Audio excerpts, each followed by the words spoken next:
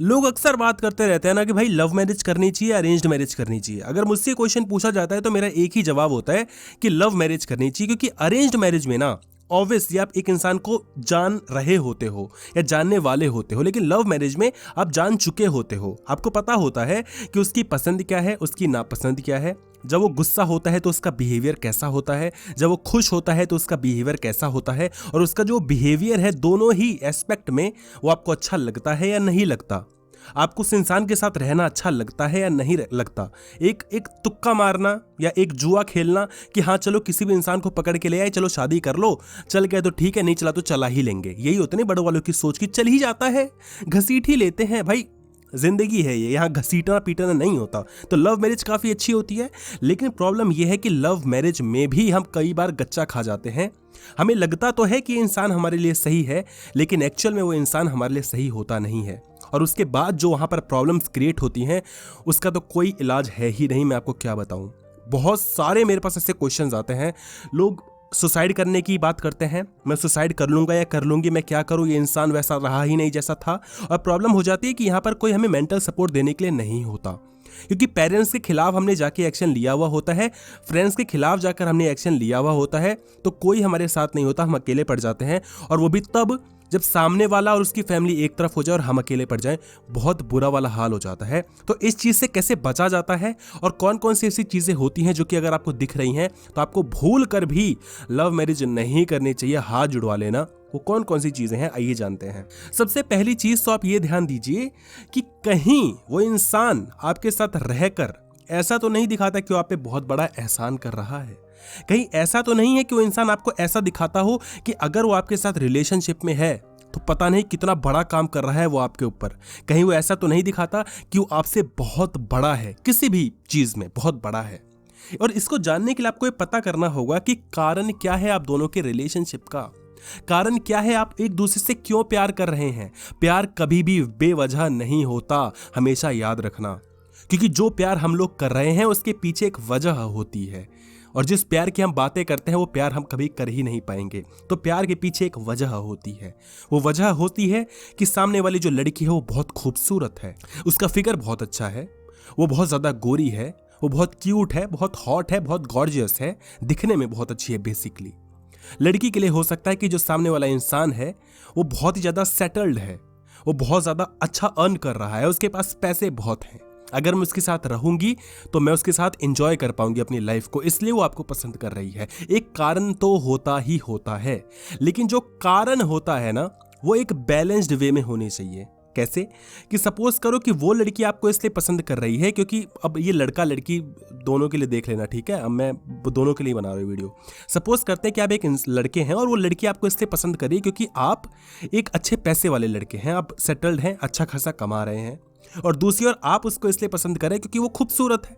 Balanced way में है ना, कि आपको जो चाहिए वो दे रही है और उसको जो चाहिए वो आप दे रहे हो, ठीक है, सब सही है। लेकिन प्रॉब्लम तब क्रिएट होती है जब आप तो इतना अर्न नहीं कर रहे हो, इतना पैसा नहीं कमा रहे हो, लेकिन सामने वाली बहुत ही ज्यादा खूबसूरत है।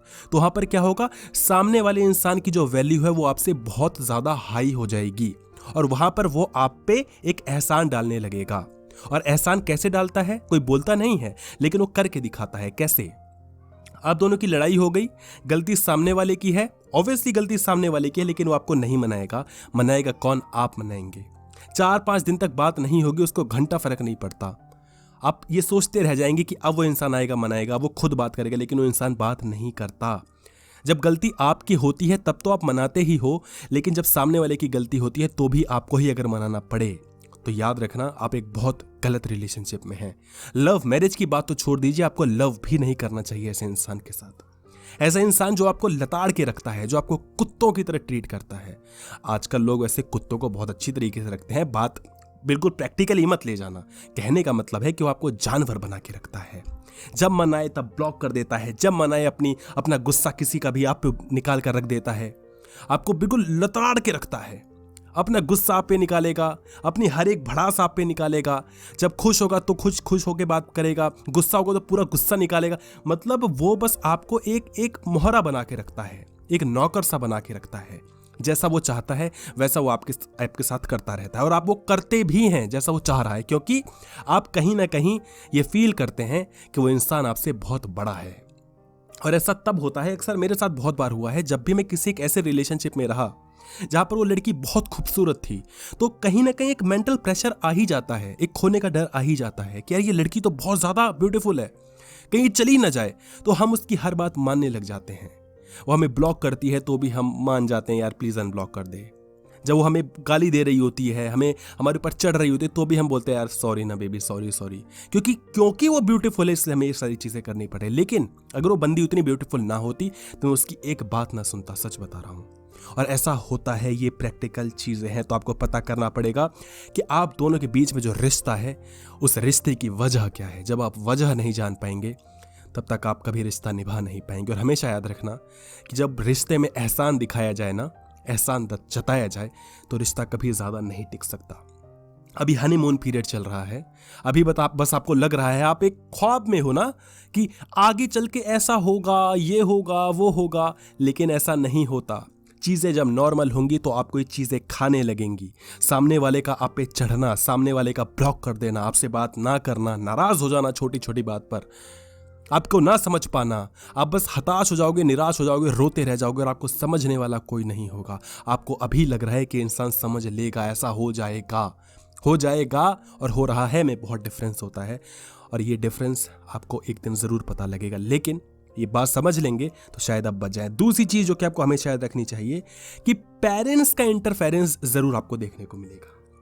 लव मैरिज की बात की जाए तो अभी आपको बेशक लग रहा हो कि सामने वाले को फर्क नहीं पड़ता, उसने अपने घर वालों को मना लिया होगा, या घर वालों से उसको फर्क नहीं पड़ता, वो छोड़ छाड़ के सबको आ गई है या आ गया है, आप भी अपने पेरेंट्स को मना चुके हैं, आपको भी अपने पेरेंट्स से फर्क नहीं पड़ता।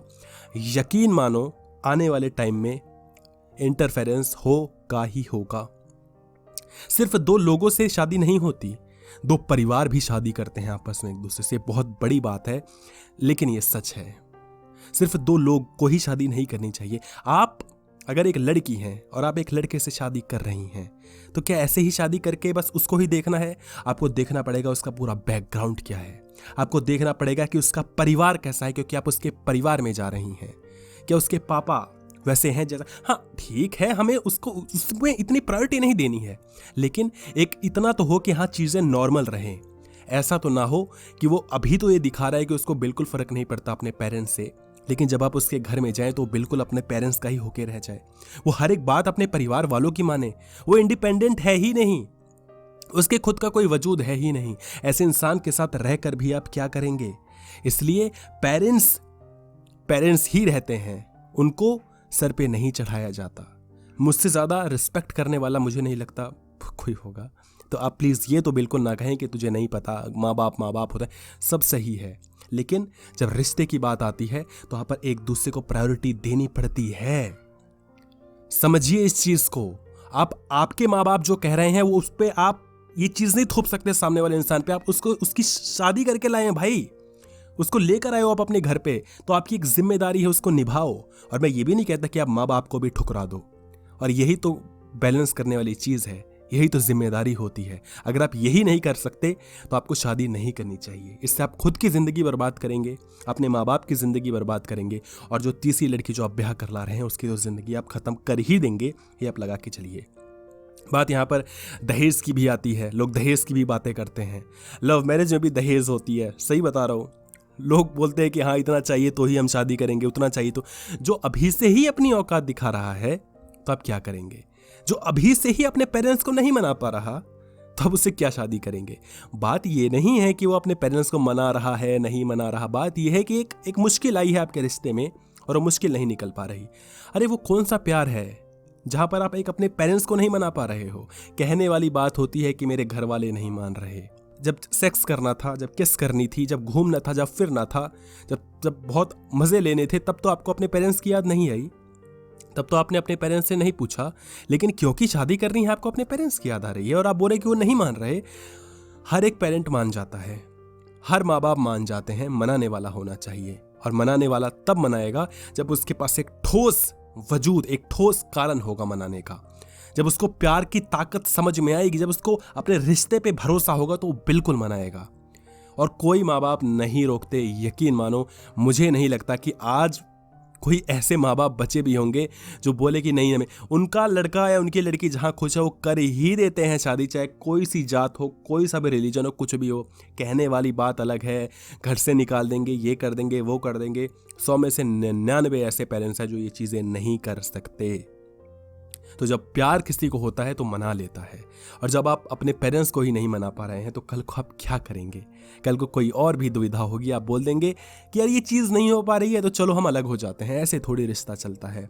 ये तो एक परीक्षा है जिसपे आपको चल के निकलना पड़ेगा। अग्नि परीक्षा है ये। तीसरी चीज़ जो कि आपको हमेशा याद रखनी चाहिए कि आपने अच्छा खासा टाइम स्पेंड किया है अपने रिलेशनशिप में। अगर आप शादी करने की सोच रहे हैं तो हमेशा ये चीज़ याद रखना, क्योंकि हर एक रिश्ते में एक हनीमून पीरियड होता है, जहाँ पर आप एक दूसरे को जान रहे होते हैं, जहाँ पर आप एक दूसरे को चेस कर रहे होते हैं, जहाँ पर आपको सामने वाले की एक नई नई चीज़ें पता लगती हैं और आप उससे बहुत खुश हो रहे होते हो। ओ वाह, तुम ये भी कर लेते हो, ओ वाह यार तुम तो बहुत अच्छे हो। वो जो हनीमून पीरियड होता है उससे कभी भी इन्फ्लुएंस नहीं होना चाहिए। एटलीस्ट उस फेज में ये डिसीजन ना लो कि मेरे को शादी करनी है। और वो हनीमून पीरियड 2 महीने, 4 महीने, 6 महीने तक तो रहता ही रहता है। और मेरा मानना यह है कि जब तक आप किसी इंसान के साथ 2 साल से 4 साल 5 साल ना बिता लो, तब तक उससे शादी नहीं करनी चाहिए। ऐसे आपको बहुत से एग्जाम्पल्स दिख जाएंगे जहां पर 3-4 महीने तक प्यार था, शादी कर ली, टिक गया, अच्छा चल रहा है। और कई एग्जाम्पल्स ऐसे भी मिल जाएंगे 6 साल 10 साल से जानते थे, शादी कर ली, नहीं चल रही है। तो वो तो देखो एक कहीं ना कहीं जो वो जुआ वाली चीज़ है ना, वो तो रहेगी। शादी जुआ थी, जुआ है, जुआ रहेगी। जिंदगी ही खैर जुआ है, तो कुछ भी हो सकता है। आप सारी चीज़ें कर लीजिए, उसके बाद भी शादी असफल रहेगी, और आप कुछ भी ना करो शादी सफल हो जाएगी। लेकिन हम एक इंसान के नाते, एक जिम्मेदार इंसान होने के नाते हम ये कर सकते हैं कि जो चीज़ हमारे सोच से जितनी बेहतर हो सकती है हम उसको उतना बेहतर बनाकर चलें। आगे जो होगा वो देखी जाएगी, उसमें मैं कुछ नहीं कर सकता, आप और वो इंसान कुछ नहीं कर सकता, फिर तो वो भगवान के ऊपर है। लेकिन आप जो जितना बेहतर कर सकते उतना करें। तो उसके लिए याद रखें कि आप अच्छा खासा टाइम स्पेंड करें। अगर आज तक आपकी कभी लड़ाई नहीं हुई है तो रिश्ता ही खराब है। हर रिश्ते में लड़ाई होती है। अगर आपको लगता है कि सामने वाला इंसान बहुत अच्छा है कि कभी लड़ाई नहीं हुई, तो वो बन रहा है, वो दिखावा कर रहा है, वो कुछ ज़्यादा ही अच्छा बन रहा है, वो इतना अच्छा है नहीं। रिश्तों में लड़ाइयाँ होना ज़रूरी है। क्या रिश्तों में लड़ाइयाँ होने से रिश्ता टूट जाता है? नहीं। लेकिन आपको पता होना चाहिए कि वो जो रिश्ते में लड़ाई हो रही है वो सॉल्व कैसे होती है, वो नॉर्मल कैसे होती है। क्या ऐसा तो नहीं होता कि आप लड़ाई कर लिया आपने, ना आप उससे बात करें ना वो आपसे बात कर रहा है और बिल्कुल रिश्ता खत्म ही हो चुका है, और फिर जब आप इनिशिएटिव लेते हैं तो रिश्ता दोबारा से चालू होता है। उसको बिल्कुल फर्क नहीं पड़ता। ऐसे रिश्ते से हमेशा दूर रहिए, ऐसे इंसान से हमेशा दूर रहिए। जिसको आपका खोने का डर नहीं है ना, वो इंसान के साथ आपको कभी नहीं रहना चाहिए। और ऐसा तभी होगा जब सामने वाला इंसान आपसे बहुत ज़्यादा बड़ा है।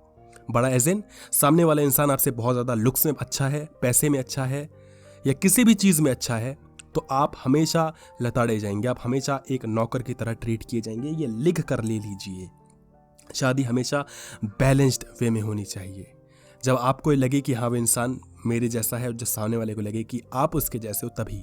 जब कोई बड़ा छोटा होने लगता है तो प्रॉब्लम क्रिएट होने लग जाती हैं। वो आपको अभी लग रहा होगा कि ऐसा कुछ नहीं होगा, लेकिन जब होगा तो आप इस चीज़ से निकल नहीं पाएंगे। तो आप सामने वाले की पूरी अच्छाइयाँ जानें, सामने वाले की पूरी कमियाँ जान लो। जब आपको लगे कि हाँ मैंने इसकी काफ़ी अच्छाइयाँ जान ली, काफ़ी कमियाँ जान ली, क्योंकि दिखावा देखो सब करते हैं स्टार्टिंग में। हर कोई झूठ बोलता है कि मैं ये हूँ, मैं वो हूँ, मैं ऐसा। हर इंसान बोलता है, इंसान है। लेकिन धीरे धीरे आपको उसकी सच्चाई पता चलेगी, उसकी कुछ कमियां पता चलेंगी, और वो ज़रूरी है ना। जब आपको वो सारी चीज़ें पता लगे और तब आपको लगे कि इंसान मेरे सही है, तो आप उसे शादी कर सकते हैं, अदरवाइज तो नहीं। और इंडिपेंडेंट होना बहुत ज़रूरी है, याद रखिएगा। अगर सामने वाला और आप इंडिपेंडेंट नहीं है, और अगर आप अपने माँ बाप के भरोसे है, तो बिल्कुल मत करिएगा भैया शादी। अगर आपको लगता है कि आपके माँ बाप के पास बहुत पैसा है और आप लड़की को अपने घर पे ला रहे हैं, या अगर आप एक लड़की हैं और आपको लगता है कि क्योंकि उसके माँ बाप बहुत अमीर है मैं शादी कर लूँगी, कभी इस भरोसे पे मत रहिएगा। आने वाले टाइम को कोई नहीं जानता, भगवान कब क्या कर देंगे वो कोई नहीं जानता। आप खुद भी इंडिपेंडेंट रहिए, सामने वाला भी इंडिपेंडेंट रहे।